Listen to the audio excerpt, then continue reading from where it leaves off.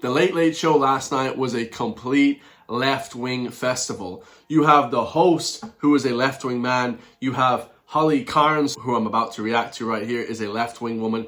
You also have Kieran Cuddly, or whatever his name is. He was also on the show, left-wing man. Would they ever have a conservative person, a more right-leaning person on the show? Never, never. Patrick Keelty himself said a few weeks ago, you can say whatever the F you want on our show. You know, come on over, all the Americans. We have better freedom of speech than you do. Complete clown, guys. This guy is a clown. But today, we got the best one ever, guys. We have the leader of the Social Democrats, a real communist Marxist nutcase, Holly Cairns, about to talk to us about what she thinks about politics in Ireland. And let's get it going. Well, God, even the band is boring. God, that song was even boring. Welcome to the show. 6 weeks back in the Dáil after maternity leave. Are you enjoying being back amongst it all, the cut and the thrust of it? I am. It was, to be honest, bittersweet, and I think a lot of women who go back to work after maternity leave will find that. I was definitely excited to get back and to get stuck in, but also getting used to being away from the little one is tricky, and politics isn't necessarily designed for women who've just had a baby either, so a bit of both. A bit of both. Since you've had your new arrival, Ireland has had a new president. The Social Democrats, the first to endorse Catherine Connolly. You must be delighted with that result. To say the least. I mean, obviously, you know, we were really proud to endorse Catherine from the beginning. I was lucky enough to get to know her in the previous Dáil, and you know, she always stood out to me as somebody who stood on the right side of important arguments. She had that something special about her as well. You know, when she stood up to speak in the Dáil, she was really softly spoken, but everybody listened. And that's kind of a unique trait. But I would have worked a lot in the first Dáil term on the aftermath of the Commission of Investigation into Mother and Baby Homes. And that's when I really came to know that she was an incredibly decent politician. She has real integrity. And oh, she has real integrity, all right. She stole homes from thousands of Irish families, okay, when the turnaround came, including, I remember myself, guys, me and my family going through very hard times for about 10 years, from 2008, 2007, 8 onwards. So, yeah, Catherine Connolly, not a good person, guys. You know, completely not. She's a barrister, a cutthroat barrister who stole homes from Irish families and then says in the new constitution that she would write that homes for everybody, homes should be for everybody. You know, complete hypocrisy, complete tyranny. We have 7 years of hell coming with Catherine Connolly, lads. So good job to everyone who voted for her. I think we're all incredibly lucky that she will be our president. Oh, would you say this is the start of a new era, or, you know, I know there were a lot of spoiled votes in the election. There was a low turnout. Do you think maybe people need to engage a bit more in the political process at the minute? I think it's really important to acknowledge those spoiled votes. And of course, they're not a homogenous group of people either. But there was a lot of people saying they didn't feel right. They're all right-leaning. Everyone who spoiled their vote is more right-leaning, more conservative, for sure. At the very least, they're more right-leaning. Presented on the ballot paper. Were there enough people on the ballot paper? I clearly not, you know, in that scenario. Well, at least she admitted that. Guys, there was nobody on the ballot paper. It was a two-show race. It was a two-horse race. You had one lad, Jim Gavin, who was complete. I mean, he just dropped out because, I don't know, more skeletons were going to come out of his closet. Then you had flipping the worst person ever, Heather Humphreys, who was like centre-left. Then you had a left-wing communist, literally a self-declared socialist in Catherine Connolly. Now, I think an important thing to note as well is, take Catherine Connolly. She, you know, announced her campaign a long time ago. She was, you know, on the campaign trail for months. None of those candidates who tried to get on the ballot and didn't put that much into it. And it should take a bit of work to get onto our ballot paper for presidential election, I think. So, you know, I think we should be really open to discussion and conversation about this. But I think it's also important to acknowledge that, because I think we're lucky that we now have a president who will turn up to the Oireas like she did for that campaign. She was serious about it. She knew what it took to get on the ballot. She knew what it took to win the election. And that's the type of president that we'll have now. So I think in some ways the process works quite well, but we do need to look at it and always be open to conversation about it, absolutely. But so we have the spoiled vote scenario, and that's really important to look at. But what we also saw, Patrick, was a campaign that I think felt similar to, for example, the marriage equality campaign in Ireland. Oh. It felt similar to the... Again, like repeal the marriage equality, like all this shit that's like, okay, that's a little tiny issue. We have no housing, we have homeless, we have mass illegal invasion into the country of people coming from ISIS training flipping backgrounds. Like, we have serious issues in the country. They're talking about LGTB problems and marriage equality. Like, who gives a shit about that stuff? Like, that's over. That's 10 years old. Come on, lads. Come on. This is old. In Ireland, we're too slow. We need to get quicker with keeping up to what's actually happening. Come on, lads. This is ridiculous, man. Repeal the 8th campaign, where we saw a whole load of, for example, younger people who maybe hadn't been politically mobilised in the past, who joined Catherine's campaign. And I know, because, you know, having gone through the repeal campaign and coming out of and getting involved in politics, that's really important, because it can feel like politics is kind of for somebody else, you know, but politics affects all of us, and we need, you know, more representation, we need more diversity in the Dáil. So to see more people getting involved, getting energised and mobilised involved in politics is so important, and I hope those people will stay involved. Oh, we're going to stay involved. Don't worry. We're mobilised. Don't you worry. Oh yeah, don't you look, she's smiling there. She thinks the left is winning. No. The big right dick is coming to slap you in the face, guys. The right wing is winning beyond anything now. Okay, we're helping push, obviously, the conservative right-wing movement massively. We're trying to wake people up. We're trying to radicalize people with my propaganda. Their propaganda isn't going to work. Their propaganda is horseshit, guys. We are winning this race, okay? Stay strong, everybody. We're in it for the long run. Don't you worry. That smile will be wiped off her face soon once we elect a right-leaning conservative into the political office, of course, and also into the presidential, the Oris. One of the people that this election brought to the fore, Ivan Yates. Ivan Yates was found to have coached Jim Gavin. He also had his comments about smearing the bejesus out of Catherine Connolly. Do you think that there needs to be a declaration of interest going forward, going into campaigns? Yeah, absolutely. I think he should have declared his interest. It's as simple as that. Who cares? And I think, you know, one of the interesting things about Catherine's campaign was how much she rose above all of those kind of different elements that were going on in the background. And do you know if she received any media training from a journalist during the campaign? You would have to ask her, yeah, I'm not sure. You don't know? I don't know if Catherine Connolly had any, none, no. Have you ever... Ivan Yates, they don't like Ivan Yates because he supports Donald Trump. He's more right-leaning. All right, he helped coach your man, what's his face? If someone was to pay me 500,000 euro or whatever, millions of euro, to coach somebody, just help coach somebody with speaking on camera, political coaching, yeah, I mean, who gives a shit, guys? I wouldn't even care, like, what, he helped coach some guy? Who gives a shit? Okay, he helped coach Jim Gavin. I don't like Jim Gavin, politically, okay, speaking. But who gives a shit, guys? Like, if he even coached Catherine Connolly, that's his agenda, guys. That's his own agenda. Like, what does that got to do with anything? It was just, they're literally harping on about this too much, guys. Ivan Yates, like, really? The guy's a flipping journalist. Like, who gives a shit? You know, it's like, he's good at speaking, obviously. But they don't like him, like I said, because he's more right-leaning. Had any media training from a broadcaster? I'm not from a broadcaster, no. I've had media training once. It's something that you think needs... Such an awkward interview, like... ...to be put out in the open a bit more. Look, any broadcaster should just declare their interest. I think that's just in the interest of the listeners. Everybody should know if there's any kind of a bias. And, you know, particularly with the presidential election campaign. What? Hang on a second. That's rich coming from them now, because they obviously have a bias from Stalin, probably. Their bias is like left-leaning, you know, communists, like Marxists. Like, that's their bias. But they're never going to admit that. But we all know that, guys. Like, everyone has a bias. Like, what's she talking about? Like that. It's just extremely important, and, you know, hopefully other people will learn from this going forward. That's all I can say on the matter, I suppose, really. They're holier than thou. Just understand, they're so much better than everybody. Everybody else can learn from this now. Like, what? You're not holier than thou. Like, this is ridiculous. In the news this week, Simon Harris and immigration. He has said that immigration is too high. The system's not built for the numbers. You have said that he's kind of coming out of the Nigel Farage playbook. He's someone who has had death threats and attacks on his home. Is that responsible, comparing him to?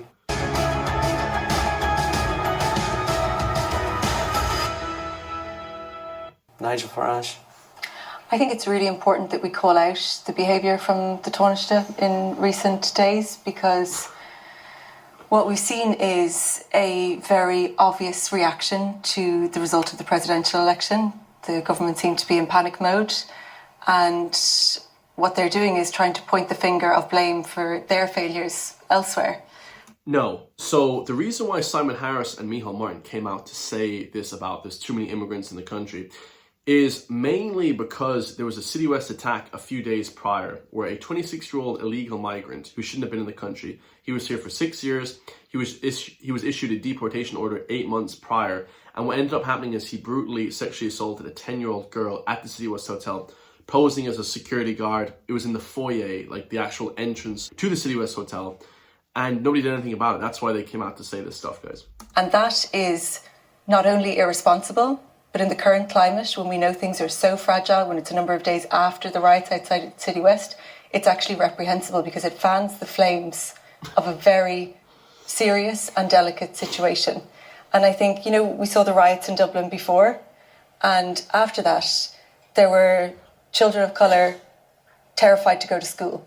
We need to think about the reality of what this kind of flame fanning does. I mean, he needs to take responsibility for that as a leader. When she says that non-Irish kids were scared to walk to school and stuff, there is no basis in reality for that. There is no facts for that. She is just saying that from a purely anecdotal standpoint. Okay, she has no evidence whatsoever to back that claim up. To be fair to him, though, the attack on the IPAS Centre, so he has come out and condemned that.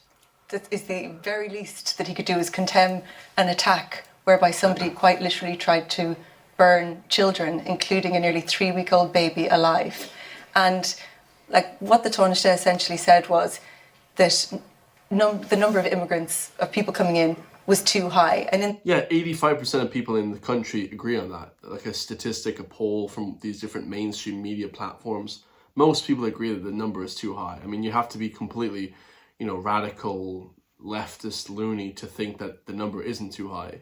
That he included the number of people who come in on work permits.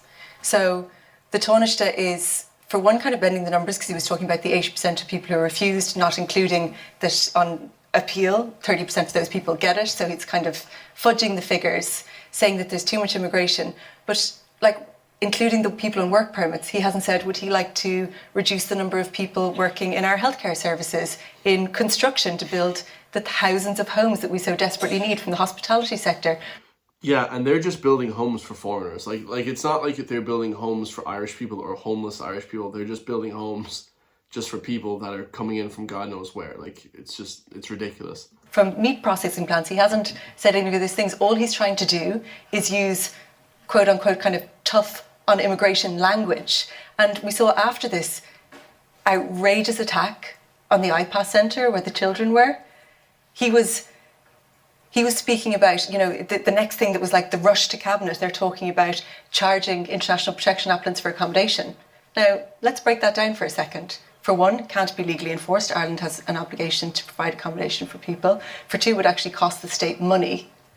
And for three, if you want somebody to be able to move out of an international protection centre, they have to be able to save up for a deposit. So all they're doing is trying to talk tough on immigration. And I think a really kind of interesting analogy or comparison to this is we saw Mamdani, the recent election of the man in New York, and his speech after he got elected, and he said, New York is a city that is built by immigrants, powered by immigrants, and now led by an immigrant. And where is Ireland's positive message for the people who've come here? It is their legal right to do that. Instead, it's the government pointing the finger at them. And this is a trend with this and previous governments, where they promise something, do nothing, and then try to blame somebody else. The latest fall guy is EU red tape. They're constantly looking for something else to blame for their failures, and it's simply not good enough, particularly when the situation is so sensitive.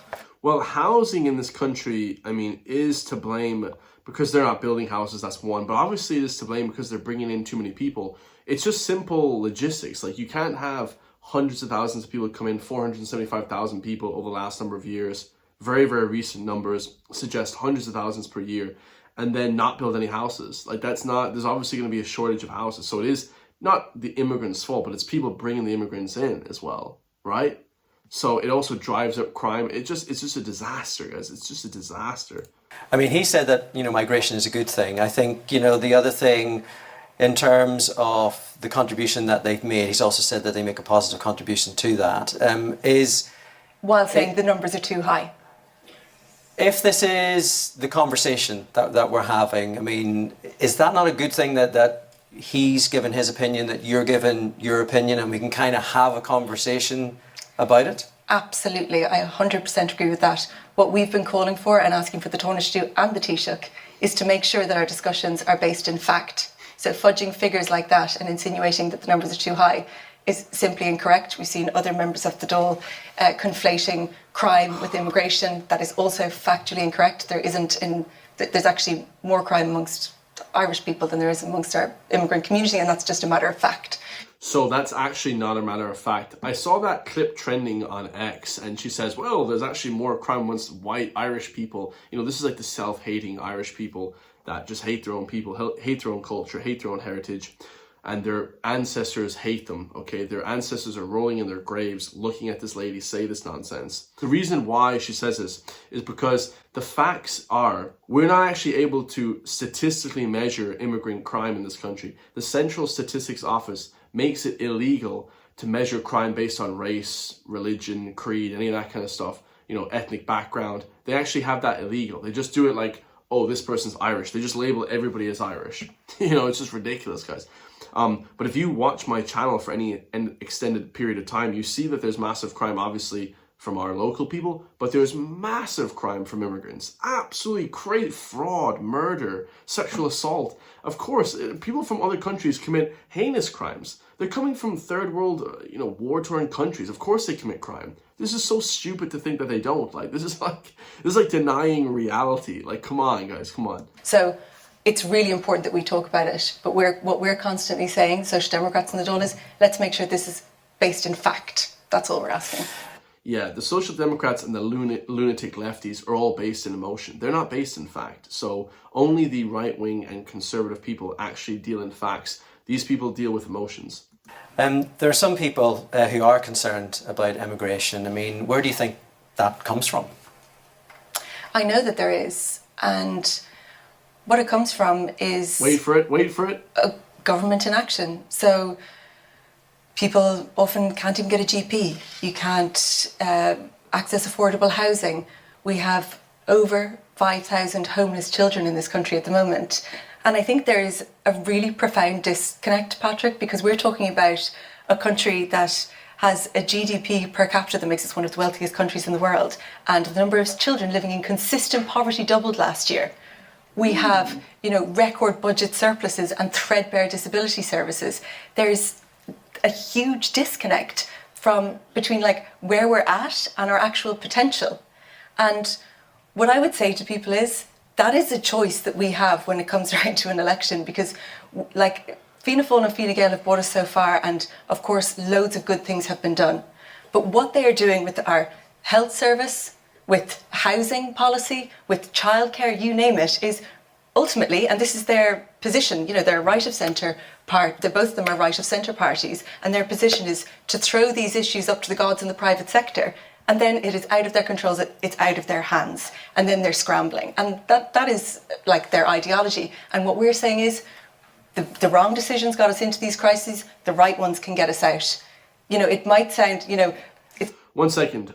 She had me in the first part. I thought she was going to label everybody as racist there. Okay, why do people think immigration is too high? I thought she was going to say everyone is racist and bigots. But actually she said government inaction. And I do agree with that. I do agree that the government are not enacting policies to keep people out of the goddamn country. Okay. But secondly, she said that Fianna Fáil and Fine Gael are centre-right leaning parties. Guys, they're all extremely left-wing parties. Fianna Fáil, Fine Gael and Sinn Féin are extremely left-leaning. To say that they're right-leaning is cuckoo bonkers. Maybe on economic policies, some little tiny, but not really. You couldn't even point to one major economic policy that's right-leaning, that's more right-wing, more conservative. They're completely left-wing, guys. They're completely communist, completely neo-Marxist. It's not radical, what we're proposing, but it actually would have a radical impact on people's lives for the state, for the government of the day, to put, like, build our public services. When we go into an election, when Social Democrats went to the last election, we said, we're not going to promise massive tax cuts and investment in services. I think people deserve a bit more straight talking. That is what the government have done. What did they do? They deliberately misled us on the housing figures in the lead up to the government. They promised the Occupied Territories Bill. All the talk of a public model of childcare, it's evaporated. There's a lot of people that are listening to you and listening to the stuff that you're saying, and would support you, and would have loved at the last election that you had gone into government. There's some people that think you were protecting the future of the party rather than actually getting into government and changing people's lives. So before the election, because what we do see is, everybody will have experienced this, political parties, politicians promising the sun, moon and stars and then under-delivering. And I think people are really sick and tired of that. So we took a different... The Social Democrats and all the left-wing parties also promise everything and they do nothing, guys. ...approach in the lead up to the last general election, whereby we said... But after the general election, though, so we had our 5 deal breakers. Okay. And we said to people, if we can get these 5 things in, because trust me, there's way more than 5 things that we want to get in, but we recognise that no party is in a position to be a majority government. It's about coalitions, that there is going to be compromise, and we want to be really have a pact with the public to say, we'll get these 5 things in. If we can't, we won't go into government. And I think having that straight up conversation with the public is really important, because what we see, and what I was so fed up of with Irish politics before I went into it, is this kind of underestimation of the electorate. Like, just tell them that during the election and then don't bother doing it afterwards. I think that we deserve better. So that was our approach. We had our 5 deal breakers and we couldn't get those into the programme for government. So we didn't go into that government. And it wasn't a massive ask. We're talking about the bare minimum here, the accelerated implementation of Sláinte Care, the building a public model of childcare, things that a senior ministry for disability, all of these things are achievable. I think it feels very out of reach for us in Ireland to imagine actually having a national health service. We're one of the only countries in Europe that doesn't, and we spend more per capita on health than those countries. So there is another way, but we have to choose it. And I think, the Social Democrats had those 5 deal breakers going into the last election. We've since doubled the size of our parliamentary party. I hope to go into the next election with a lot more deal breakers than that. We really plan to grow and build, because it doesn't have to be this way. Change is possible. But I know we have a huge job work for us. In the lead up to the last election, people all over the country saying, I wish I had a candidate in Sligo, I wish I had a candidate here. I want to say to those people, I hear you. That is our laser focus now as a party. That is what we're working towards and building towards, because the next government, I think Catherine Connolly, her campaign has showed what is possible, but we want to make sure that the next government has the biggest socially democratic influence. So that is, a big job of work for us, but I want to reach people. We need to earn people's trust, and crucially, we need to keep it. I think there's space for a new style of politics. I'm falling asleep here. She might be one of the worst speakers ever. She might be one of the worst politicians ever. Oh my God. This is awful, guys. This whole Late Late Show is just a left-leaning promotion propaganda page. I want to talk about the Social Democrats in terms of, you're pretty much a controversy-free party, and then along comes Owen Hayes with the Palantir shares and the blackface. Do you Oh yeah, Owen Hayes. He did blackface when he was in college, which nobody really gives a shit about. Like, only white people cared about that. They're like, oh my God. Like, I don't think any one black person in the entire of Ireland gave a bollocks about that. It's like, no one gives a shit about that, right? But that being said, I made a video basically crucifying him because they give it out way worse. Imagine if someone on a conservative party did that. Like, could you imagine, guys, the death and the destruction? Oh my God. It would just be mainline news for many, many years. Regret his selection as a candidate? It was a difficult time for the party, and I know that we'll have loads more difficult times. I think. Do you regret it though, selecting him? No, I think I think we need a multicultural guy in the workforce.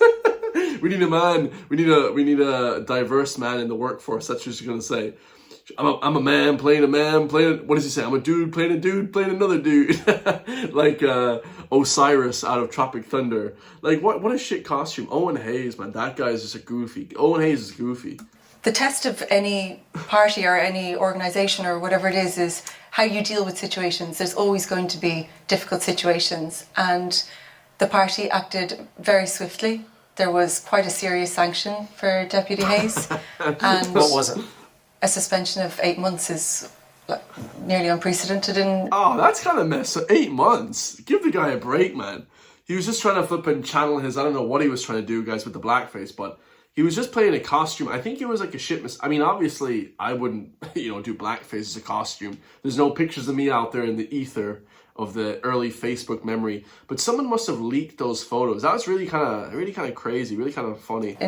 In terms of party suspensions, he has unequivocally apologised. He donated the increase in share price to charities on the ground in Gaza, and now I believe that There's no black people in Gaza, though.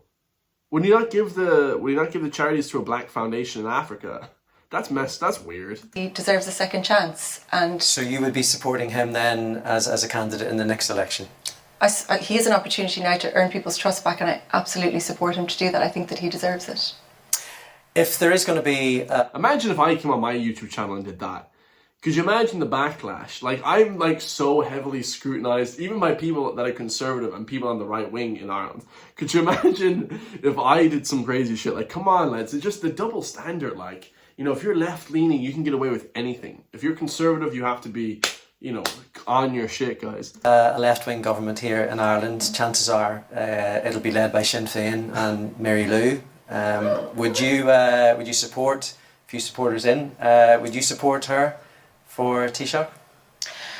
For me, it's not about who's in what position, who's the Taoiseach, who's the minister for what. It's about as the biggest government. left-wing party, they will ultimately lead a left-wing government, you would think, if it happens. So would you be happy with her as Taoiseach?